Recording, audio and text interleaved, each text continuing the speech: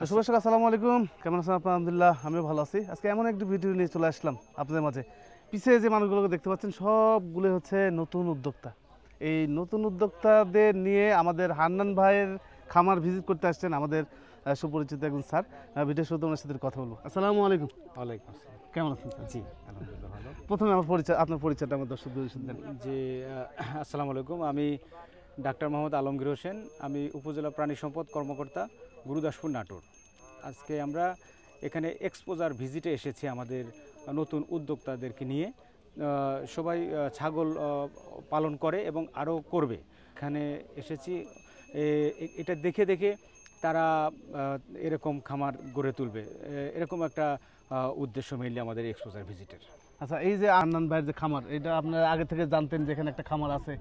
জি, আসলে এই খামারটা হলো এগুলো অ্যানিম্যাল অসুস্থ হয়, তারপরে চিকিৎসা, ভ্যাকসিনেশন সব কিছু আমাদের গুরুদাসপুর অফিস থেকেই সরবরাহ করা হয়।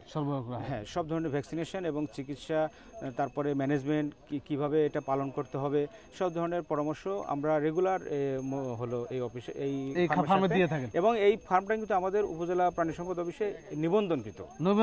হ্যাঁ, সরকারি রেজিস্ট্রেশনভুক্ত এই খামারটা। না, গুরুদাসপুর। ওনারাই মোটামুটি এই ফার্মে যদি কোনো রকম সমস্যা, ভ্যাকসিনেশন যেগুলো প্রয়োজন থাকে সবকিছু ওনারা দেখাশোনা করে। তবে ওনারা এই যে নতুন নতুন উদ্যোক্তা সৃষ্টি করতেছেন, নতুন নতুন উদ্যোক্তাদের এই ছাগল পালনের উপর উদ্বুদ্ধ করছেন, এই কারণেই ওনারা আজকে আমাদের আনোয়ার ভাই এবং হান্নান ভাইয়ের এই খামারে আসছে ভিজিটে। আচ্ছা, ভিজিটে যে আসলেন, আসার পর কোন কোন জিনিসটা ভালো লাগলো আপনাদের কাছে? আসলে এই যে দেখেন এই হলো দুম্বাগুলো, তারপরে হচ্ছে ছাগলের যে আফ্রিকান বয়ার, তারপরে হলো যে এই প্রজাতির ছাগল তো আসলে এই উত্তরবঙ্গে তো আমি দেখি নাই। বাংলাদেশের বিভিন্ন ডিস্ট্রিক্টে আমি চাকরি করেছি, কোথাও আমি এরকম জাতের এই সাইজের এরকম পিওর ব্রিডের ছাগল এবং দুম্বা কোথাও আমি দেখি নাই। তো সেই হিসেবে এটা এই খামারটা এবং এই খামারের যে অ্যানিমালগুলো সারা বাংলাদেশের মধ্যে ইউনিক।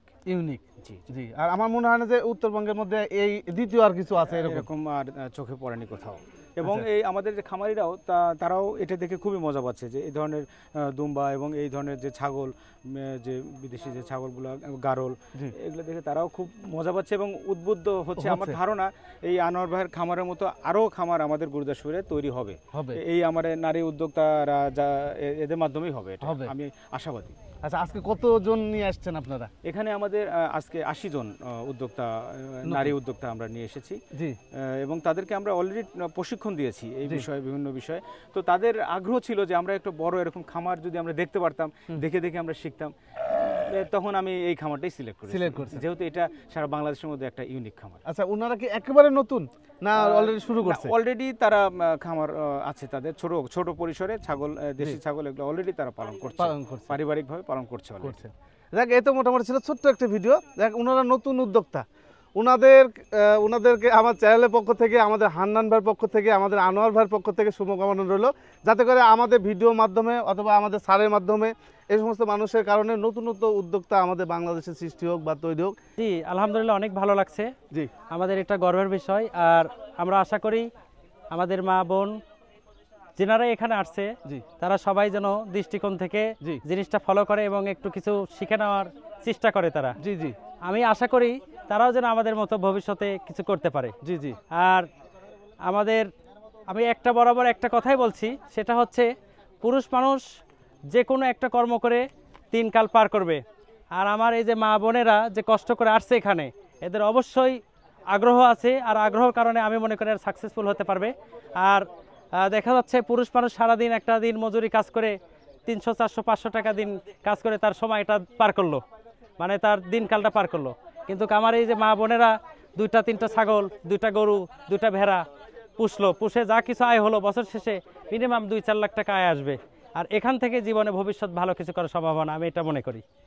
আর এই জন্য আমি তাদেরকে আসলেও আমার ভাষা নাই, তাদেরকে অনেক অনেক ধন্যবাদ আসার জন্য। এবং আমি বলবো যে আপনারা যখন খুশি, আপনারা যদি একা একাও আসতে পারেন, ফ্যামিলি নিয়ে আসতে পারেন, যে কোনো সময় আসে, সারাদিন আমার এখানে সময় কাটাই, দেখে চলে যাবেন, শিখে দিয়ে আস্তে আস্তে করবেন, আমার কোনো আপত্তি নাই। আমরা হাতে কলমে আপনাদেরকে শিখাতে যাই।